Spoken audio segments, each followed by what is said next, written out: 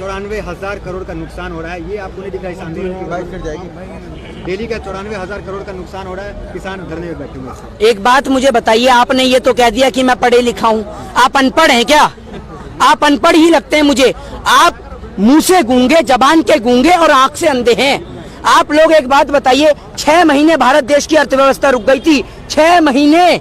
आपने एक बार प्रधानमंत्री जी से सवाल नहीं करा कि जिस कोरोना की आप बात करते हैं वो कोरोना है कहाँ, जरा ये दिखाइए। आज देश से कोरोना खत्म हो गया जो आपने लॉकडाउन खोला।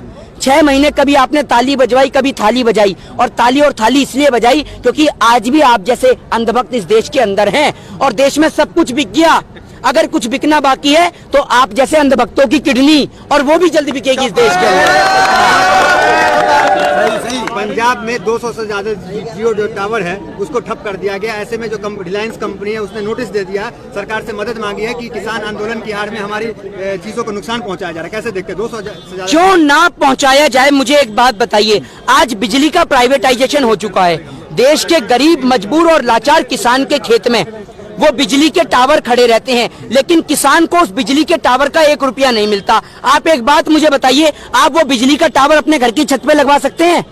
लगवाएंगे तो पैसा लेंगे ना, तो देश के किसान को पैसा क्यों नहीं देते उस टावर का? लेकिन नुकसान कहीं ना कहीं आप ही का है ना। हमारा काय का नुकसान है? डिजिटल इंडिया की बात करते हैं, वो सफल हो जाएगा।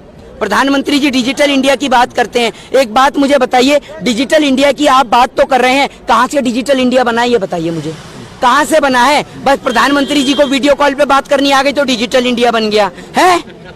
इस बात का डिजिटल इंडिया बना है क्या? प्रधानमंत्री जी, मैं आपसे इतना कह रहा हूँ कि आप जो कहते हैं ना कभी कभी क्या, आप पहले हमेशा ही कहते थे कि मुझे माँ गंगा बुला रही है, माँ जमुना बुला रही है, मुझे माँ गोदावरी बुला रही है।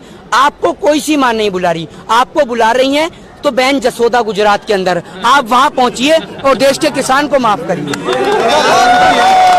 मर्यादा रख के बात कीजिए, प्रधानमंत्री है, थोड़ी सी शब्दों में मर्यादा रखिए। आपको ना दलाली का इतना पैसा और इतना बुखार चढ़ गया है, आपने रमेश बिदूड़ी के लिए नहीं बोला, जब देश के किसान के लिए वो ऐसे अपशब्दों का इस्तेमाल करता है, ऐसे